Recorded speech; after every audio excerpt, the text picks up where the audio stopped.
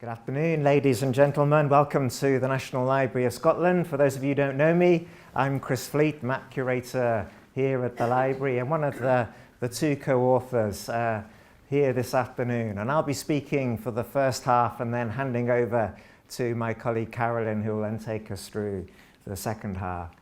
And before we start the talk proper, just the usual housekeeping rules. There's no fire drills or attacks by the Russian army expected this afternoon, and so in the event of the alarm going, we'll all need to leave either by the door that you came in through or with the fire exit to the right, and National Library of Scotland staff will be on hand to assist and show the way.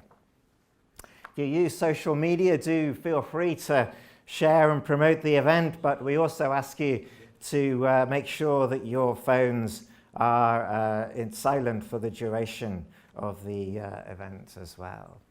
And finally, just to say that we are filming the talk this afternoon, so if you have any colleagues or people you know who were very disappointed not to make it, then they will be able to tune in and look at it in a couple of weeks' time or so on the National Library website. So, as you might expect me to say, there are a few sources that are as rich as maps in providing insights into history. At a simple level, as we all know, they provide us with an immediate graphic insight of a place at a point in time. But the point really is that they can be interpreted at many deeper levels too. As soon as we look at questions like who made the map, who they made the map for, why they made it, then maps can come alive. We can start to deconstruct them and understand them at many deeper levels. And these questions are central to our new book, which uses 6 centuries of military maps to examine Scotland's unique and fascinating military history. Our maps begin in the 15th century and they come right the way through to the latest digital mapping. And the idea too is that each map tells its own story, but as part of a broader narrative. Warfare has been a driving force behind mapping for centuries, and military maps of Scotland are very important documentary sources in their own right. The earliest town plans of places like Stirling, for example, were made by military engineers. The first comprehensive systematic survey of mainland Scotland in the mid-18th century was a military one under the superintendence of William Roy. The evolution of things like major castles in Scotland, of forts and barracks, the construction of things like military roads and communications, the siting of naval and air bases, as well as major battles such as Culloden. All of these things can be best understood through maps. How many lines of written description, a text, would it take to convey something like the Battle of Culloden, which maps such as this one can communicate in an instant? This map is also special in being a rare pro-Jacobite view of the battle. There are many other battle maps of Culloden made by the victorious Hanoverian side, but this is a rare one, a map made by a French officer who was there on the Jacobite side. But the book isn't just about maps produced for generals and army commanders. It's also about maps produced for civilians as a result of military concerns of warfare. One of the maps that we were fascinated to discover in our researches is this one, the Evacuation Map of Scotland. This was printed in the Scotsman on the 5th of September 1939. Now the evacuation, as I'm sure many of you know, planned to move 1.8 million people from the major conurbations and cities in Scotland to rural areas over just 2 to 3 days. Quite an incredible volume of people. And here was a map barely the size of a postcard in the Scotsman with a few brief lines underneath that calmly told everyone what was going to happen.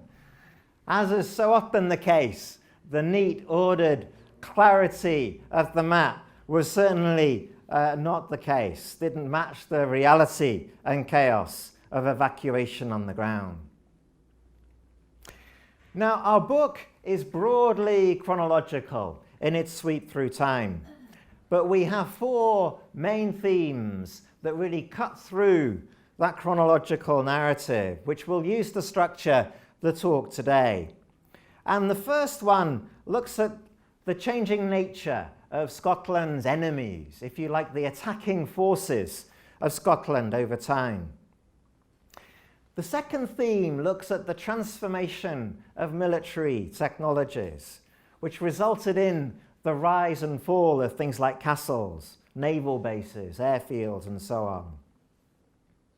A third underlying theme looks at the changing nature of the distribution of military activity over time, the changing geography of Scotland's military past. And the fourth one, which is really underlying all of the maps in our book, is how maps as documentary sources illustrate both more and less of the landscapes that they portray. And we'll explain that a little later on. And I'll take the first 2 of these themes before handing over to Carolyn to take the second 2. So let's look first of all at the changing nature of Scottish enemies over time. Now, our earliest map in the book is this beautiful and unique manuscript map, which survives in the Bodleian Library in Oxford. And it's a map attributed to a man called John Harding, who grew up in the household of Henry Percy, Earl of Northumberland, and he fought with Percy in various battles. Harding subsequently delivered to the English king a series of royal documents that purported to acknowledge English overlordship of Scotland. Now, Harding claimed to have received these documents from Scotland, but it's clear now that the majority were completely forged by Harding himself. And this is a small detail from the main map that is included in Harding's Chronicle. And what Harding claimed the Chronicle was intended to do was to report on the route the English army might take into Scotland and the towns on the east coast from which a fleet might supply the army with provisions and artillery. And the route ran from Berwick, further to the southeast of us here. It came through Edinburgh. It also mentioned Stirling, Dumbarton, Castle over here on this side, and then it went further north into Fife. It's true that beyond the lowland area, Harding's knowledge of Scotland was virtually non-existent, but that didn't worry him any. He was able to fill the areas he didn't know with appropriate graphics. And the important thing is to judge this as far as we can in terms of the values of the time. Here was unique topographic information which wasn't accessible in a ready form to most people. It provided the English king with a very clear depiction of the main military strongholds that needed to be taken if he wanted to invade Scotland. And although, as we now know, fortunately no English king ever acted on Harding's persuasion, what Harding's map does, which is what so many military maps do, is to make accessible in the minds of the audience of this map the space of another country to be conquered. Now this, the next map in this little sequence jumps on a century, and it serves a similar function too. But in this case, it's actually visualizing real military occupation and control.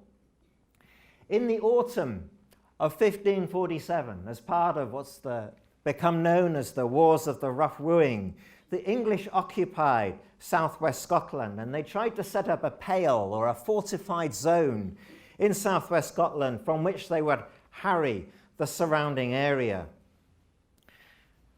And this map looks towards the Solway, which is at the very top. It's looking with south effectively at the top of the map, the orientation we're not really used to seeing, centred on Castle Milk, the tower over here. Loch Maben is here. This is Dumfries, Annan over here, and Calaverock.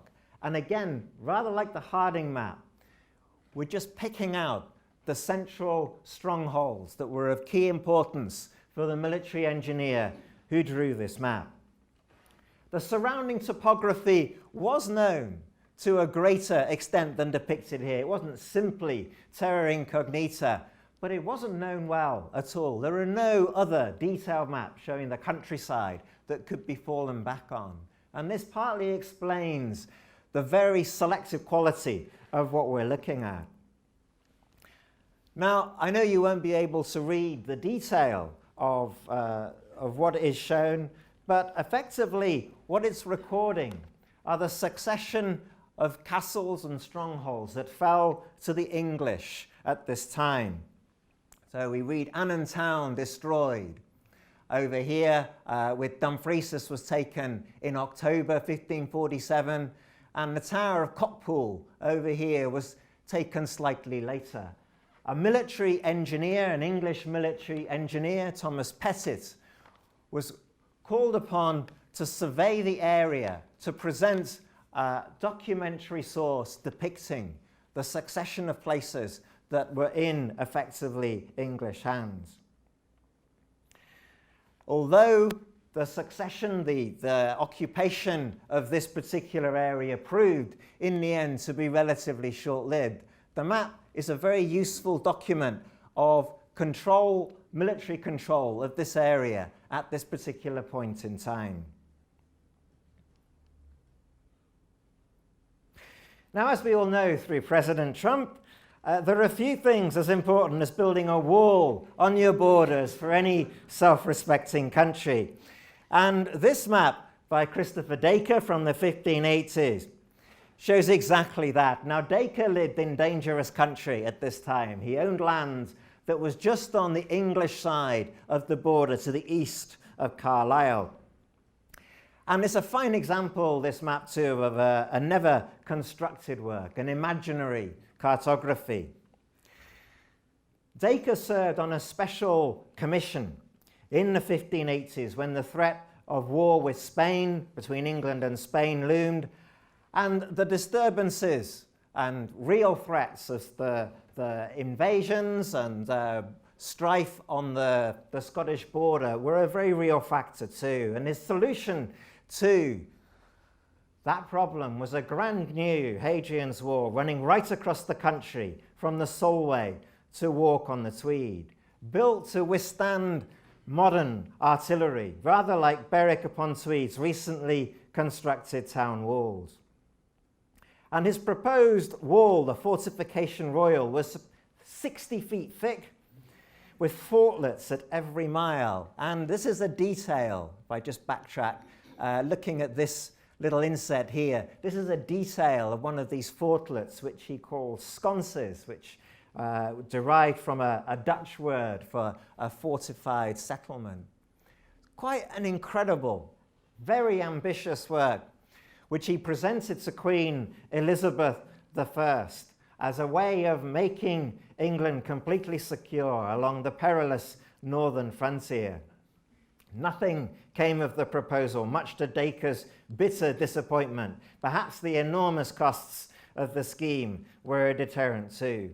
But at the time, in the 1580s, few people could have imagined that within the next 20 or 30 years, the problems of the Anglo-Scots border would be solved without any military fortification at all. Simply an act of union between the two countries and a change in the governance of the whole region that largely rendered the area predominantly peaceful from thereafter.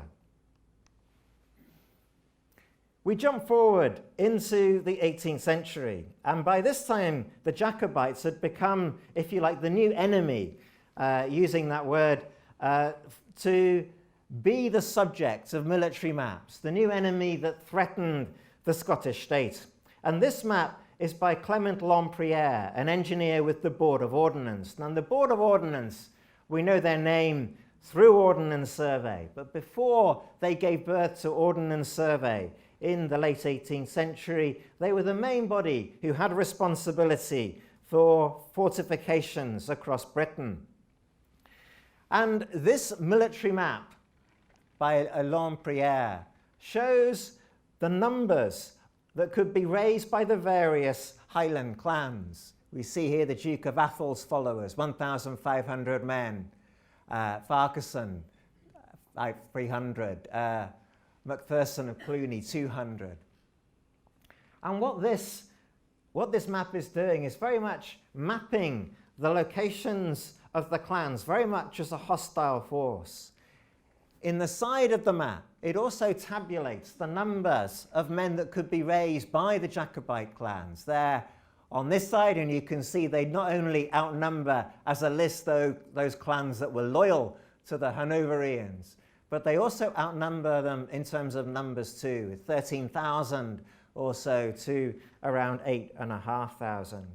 And the map presents very much a graphic depiction of George Wade's 1724 report on the Highlands, with the alarming conclusion that the numbers of men effectively supportive of the British government was very much outweighed by those supporting the Jacobites. The map's interesting too for the echoes, if you like, of Roman military occupation.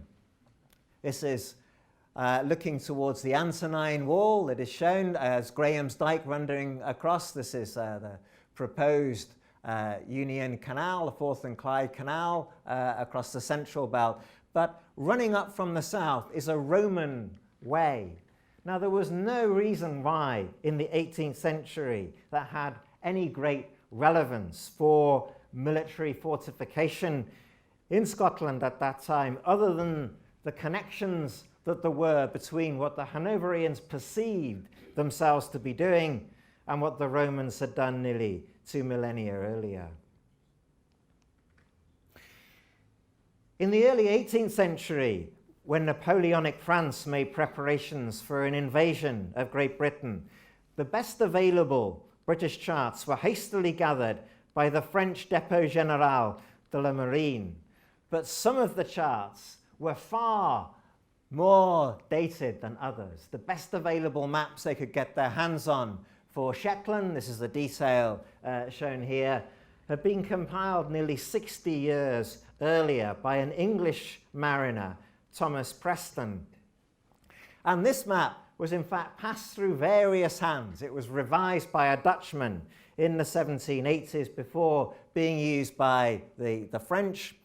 And it therefore presents an amalgam of multiple languages, both Norn, English, Dutch, and French, as we see over here, the Nos Head or Hanglip de Hollandais. And a lot of the map is filled with these multiple place names from different origins, very much reflecting the difficulty the French had with getting accurate first-hand reconnaissance information. Unfortunately for Scotland, perhaps as well as for France, given how dated the chart was, the invasion never materialized. Napoleon instead turned to the east and attacked Russia rather than Scotland. But it was another could have been, another might have. That's very different when we jump forward into the 20th century. Some of the more detailed and frightening maps of Scotland were made by the German army, who needed to gather topographic information on Scotland as best they could through espionage and intelligence gathering.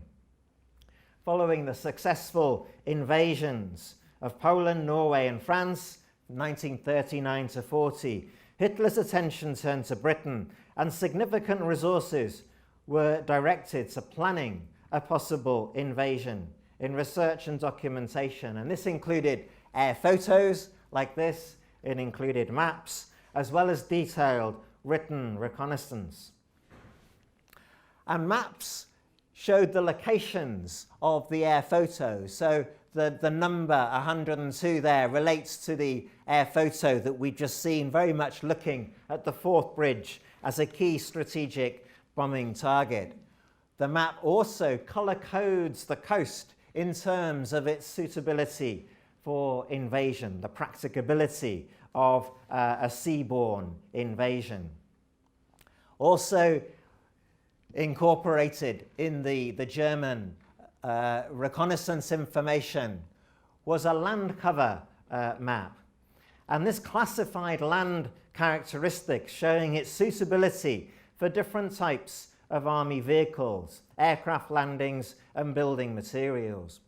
It shows the main lines of communication by road and railway. You can see those as the dark lines and dashed lines. But most crucially, it color codes this land cover, and the invasions of the former European countries just before this time had shown how vital this land cover information was for a possible tank attack, as well as for occupying the country. And maps like this therefore served this dual role of both looking at the invasion potential of somewhere like Scotland, as well as how readily it could be occupied and controlled after invasion.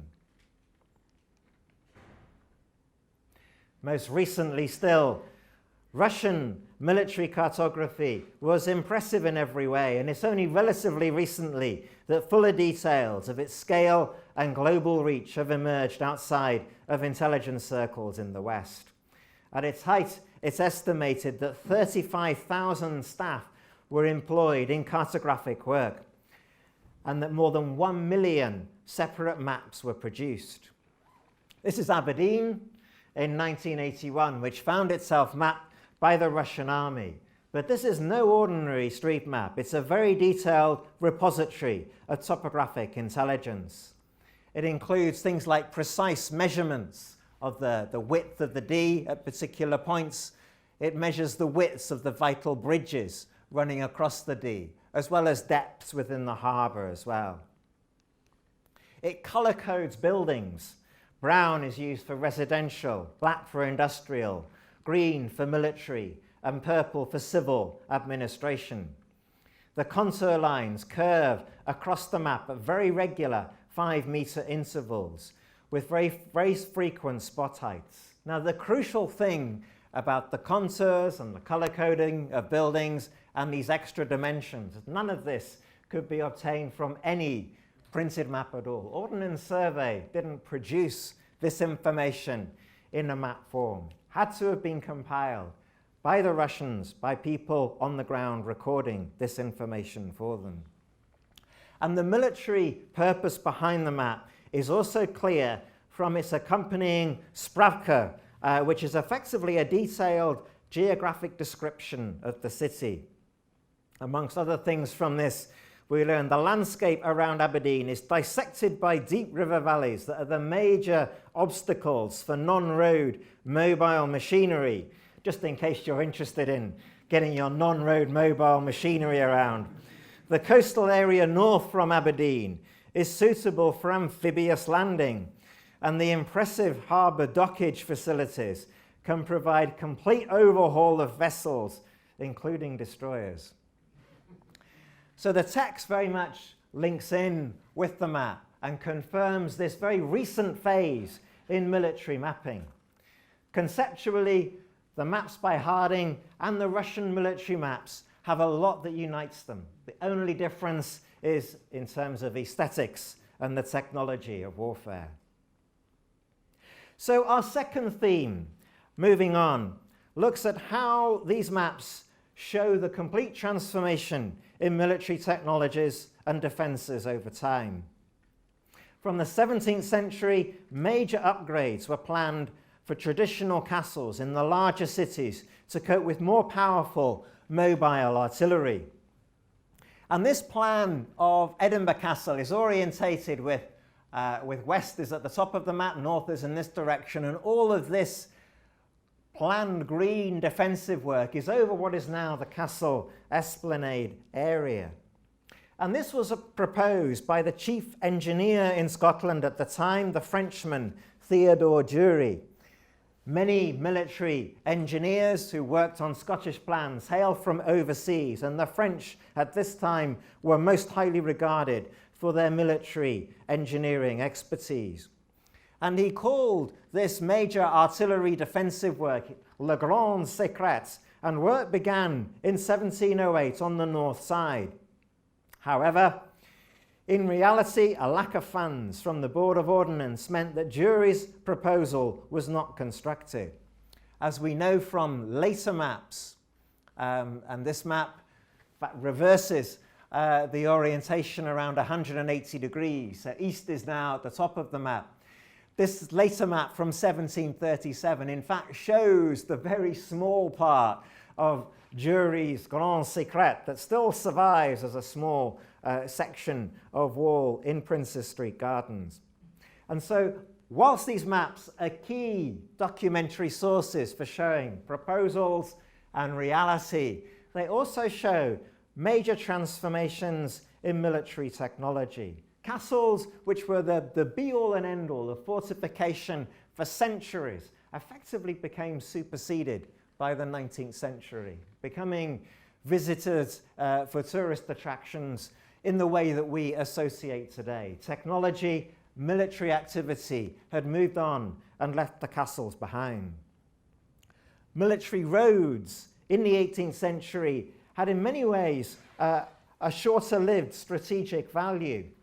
This was very much trying to connect the new defensible barracks which were constructed across the Highlands after 1715 to counter the growing threat of Jacobite insurgency. And this map is orientated with the west at the top. It shows the very top end of Loch Lomond up here. This is running up Glengarry, the route itself going up to the Dromocta Pass curves in its way up here.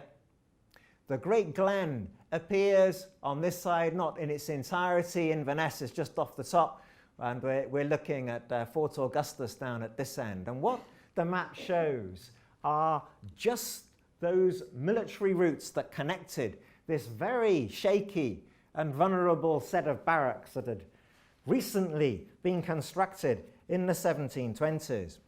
And it shows, for example, the Minigag, which is a high-level walk today, which was then the main military road connecting places like Dunkeld with the military barracks at Ruthven by Kincusi, and then over on to Fort Augustus. So we zoomed in on this little area over on the far eastern side. The roads at this time were arguably little more than tracks. They were unsuitable for artillery or wheel carriages. And this problem was very much focused on after Wade arrived in Scotland in 1724. Under Wade's successor, William Caulfield, a much more extensive network of military roads was constructed. This map showing part of the main north-south route between Blairgowrie and Braemar. We've zoomed in just to show the beautiful aesthetics of military maps like this at this time. But they were very functional. They were intended to show routes that were under construction, showing the by different styles, whether the road itself had been constructed, was under construction, or was planned. And this was a very active period, the late 1740s, for military road construction. The acute embarrassment of the 45 was very much a driving factor behind the construction of Fort George at Ardashir, which Carolyn will look at in just a moment. The first Fort George in Inverness had been blown up by the Jacobites in the 45, and the Board of Ordnance were determined to build an impregnable replacement, very much as a powerful statement of Hanoverian domination of the Scottish Highlands. This is very much that statement. In map form, it's an even more impressive statement on the ground. It took at least 20 years to build, and when complete, was able to house 2 whole infantry divisions. Now, the point about including the map in this section of this talk is to show how actually during the course of its construction already the main purpose, the main driver behind the fort itself was beginning to weaken. Fort George never saw any military action, which is part of the reason why it survives so well today. Not only had the real threat of the main Jacobites in the Highlands rapidly receded, but technology changed as well. The shift very much came towards the east, looking at coastal defences, and then in the 20th century with airborne attacks. And as we go through time, coming through to the 20th century, we find each of these technologies in terms of seaborne attack and the need to protect from air defences has a relatively shorter life still. Now, at this point, you'll have to excuse us a moment where I pass over to Carolyn for the second two themes and also do a slick microphone change as well. Chris was slick, I'm not so slick. Right. So, in our third theme, we're looking at how maps show the rapidly changing geography of Scotland's military past. The War of the Rough Wooing in the 1540s, for example, brought a huge influx of military map-making into Scotland, with new forts, defences and armies clashing in battle, but this primarily affected the lowlands and the borders.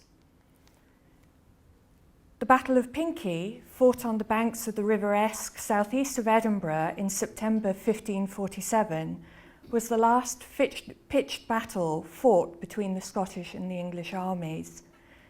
The Duke of Somerset marched around 18,000 men north from Berwick, supported by an armada of 80 ships. The Scots army was even larger, perhaps between 20 and 30,000 men, but far less well armed. This painting by John Ramsay shows the consecutive phases of the battle and is thought to be a copy or perhaps an artist's preparatory sketch for a commemorative painting honouring Somerset, with whom Ramsay served. His 5 scenes show the cavalry skirmishes of the 9th of September with Inverness Church in the foreground, just here. The English army in the second scene, just here. The English army in order of battle with Somerset to the top left and supported by the fleet in the fourth, moving towards the Scottish army, passing Inverness Church with Pinkie House in the foreground. The third scene and the fourth, the Scottish army massed together as it is attacked by the English cavalry charge, which itself was repulsed. But the artillery and archers began to break up the Scottish column. In the fifth scene, this shows the rout of the Scots fleeing towards Arthur's Seat in Edinburgh. More Scots died in the rout than the battle itself, with some 6,000 killed and around 1,500 taken prisoner. While the Battle of Pinkie was dreadful in terms of the defeat of the Scots, it was also a failure for Somerset, whose central mission was to force the Scots to accept the marriage of Henry VIII's son Edward to the infant Mary, Queen of Scots. The Jacobite uprisings of the 18th century necessitated a shift to the north of Scotland, with a chain of new forts constructed along the Great Glen.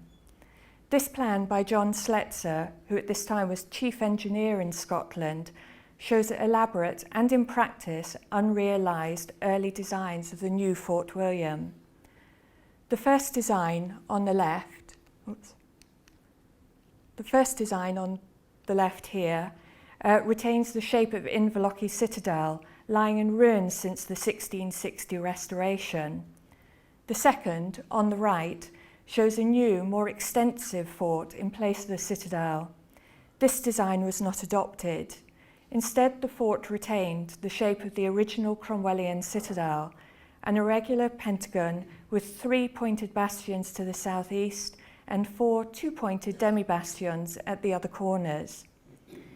The initial construction work took 11 days and was barely more than an earthwork with a palisade on top.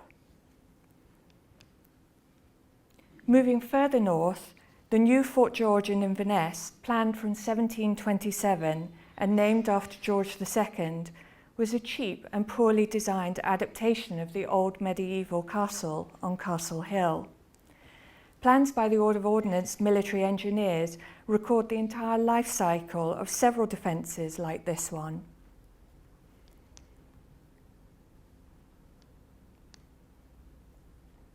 As well as providing plans, sections and elevations of the forts and castles themselves, the engineers also produced attractive views to visualise their situation and context. Fort George at Inverness, for example, had a commanding position within 140 metres of the bridge across the River Ness, the only crossing point between the North and the South Highlands for 30 miles. This later plan records the sorry state of Fort George at Inverness following its surrender to the Jacobites on the 21st of February in 1746. The Jacobites blew up and burnt as much as they could, attempting to render the fort useless in case it fell into Hanoverian arms again. The American Revolutionary and Napoleonic Wars towards the end of the 18th century initiated a shift to the east, with a network of coastal batteries constructed from Hackness in Orkney down to Dunbar. Arbroath Battery, in May 1781, was fired upon by Captain Fall, the commander of a French privateer. In response, the town council hastily put up a battery as a means of defence. Positioned immediately to the east of the harbour, its basic design has much in common with the contemporary batteries elsewhere along the coast, including Campbellton, Greenock, Aberdeen, Montrose and Dunbar. There were 6 12-pounder guns and a good supply of gunpowder, which hopefully offered some reassurance to the locals. However, it seems that the guns were never fired in anger, and the battery was dismantled soon after the end of the Napoleonic Wars in 1815. In 1907, a second of 3 major reports in Edwardian Britain on the vulnerability of the country to a seaborne invasion by the Germans, as well as the vulnerability of shipping to attack, was published. Several military maps, originally classified as secret, were drawn up at this time by the British War Office and clearly colour-coded the coasts in areas of vulnerability to invasion. They also show defensive possibilities through hypothetical inland fronts and rivers, communication and signal stations. As shown in this detail of the Tay estuary environs, coast highlighted with thick red blocks were practicable for landing, whilst those with red stripes were partly practicable, confirming at a glance the major stretches of vulnerable coast south of Arbroath, between Carnoustie and Broughty Castle and north of St Andrews.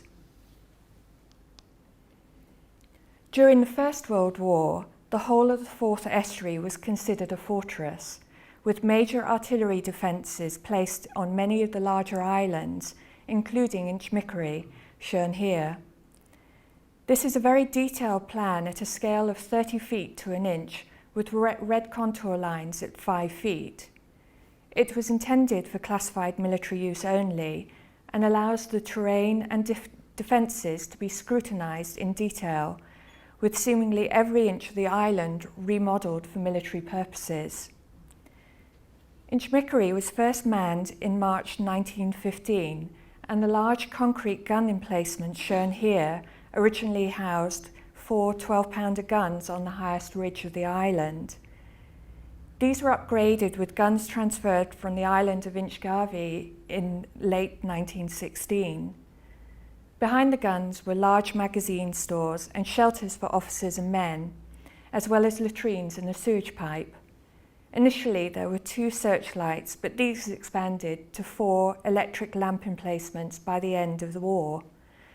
Some of the guns were removed in 1917 and the rest in 1924, but the island was refortified with several defences rebuilt between 1939 and 42.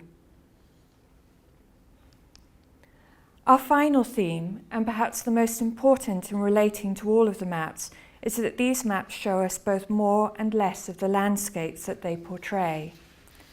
The art and artistry of cartography, the conscious and unconscious selections and exclusions by all the map makers need to be, as well as the deliberate embellishments and distortions for particular purposes, all allow many different ways of seeing the same world. The contrasting maps produced by the defenders or attackers of the same place, or by the victors or losers of the same battle, clearly reflect this point. Military maps needed to boost morale and inspire the users to believe in their superior topographic intelligence and architectural prowess. This redesign of the Cromwellian fort at Inverness illustrates the influence of European military theory and fortification, with the use of a 5-bastion pentagon containing barracks aligned parallel to the outer walls and forming the perimeter of an internal parade ground. Extensive outworks were designed to protect the fort from artillery fire.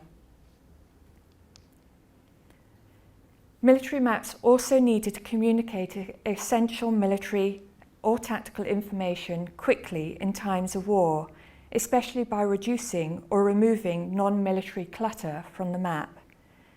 This plan by Lewis Pettit shows the recapture of Perth after the 1715 Rising. As well as showing topographical features and simply the shape and extent of the town, it includes features of military interest, namely the defences built by the Jacobites around the periphery of the town. Meanwhile, for civilian topographic mapping of military features, the cartographic silences of those military sites excluded from view is very obviously illustrated by state censorship, which was rapidly risen and fallen at particular times in the past. These maps all represent the world, but they do not do so in a simple fashion. Take Fort George at Ardissia, for example. First of all, the Royal Military Survey of the Highlands, completed in 1752, shows an intact and complete Fort George at Ardissia. But construction work had barely started by this time. It didn't resemble this finished state for another 15 years.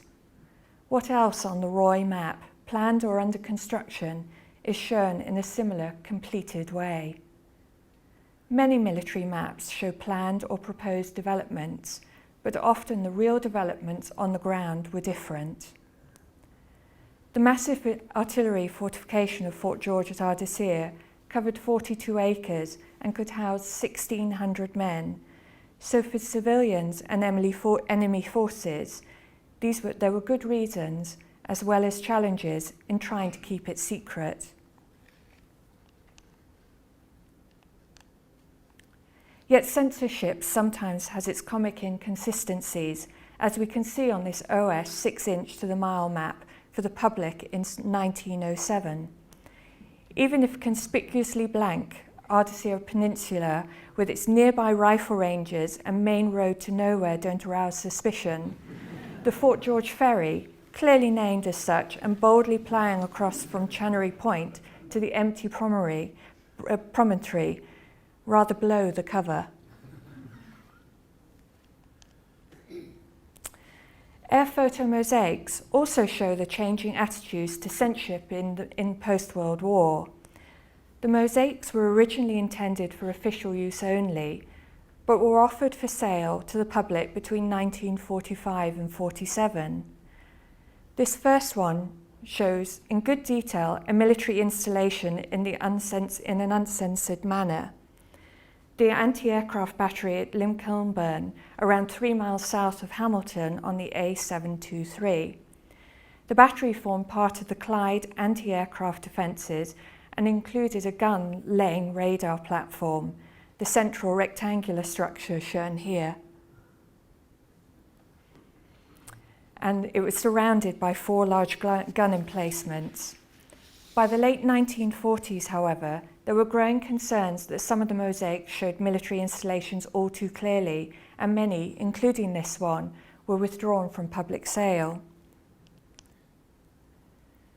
From 1950, newly doctored mosaics were reissued for these selected locations with a false landscape of empty fields and suitably erased military infrastructure. In 1954, the mosaics were withdrawn from sale completely. Limkilben's gun platforms were reused after the war in the 1950s as a Cold War battery, and although the site doesn't appear on standard Ordnance Survey maps, the structures are clearly visible on satellite imagery today. So one of our main general conclusions is that maps are never straightforward mirrors of the landscape. A second is that they can be seen to have immense power in themselves. Over time, these maps have deliberately encouraged their users towards belligerent ends, to attack other countries, to destroy buildings, infrastructure and resources, and even to kill their fellow human beings. Of course, these maps also reflect great ingenuity, intelligence and expertise, and many also plan or show imaginative and sophisticated defensive works, constructing protection for their aggressors. But collectively, as warfare has flared up and down over the centuries, maps have been an essential tool for both sides. Whatever the future holds for Scotland, and whichever military technologies prevail, we can be sure that maps will continue to play an essential role. Thank you very much for listening.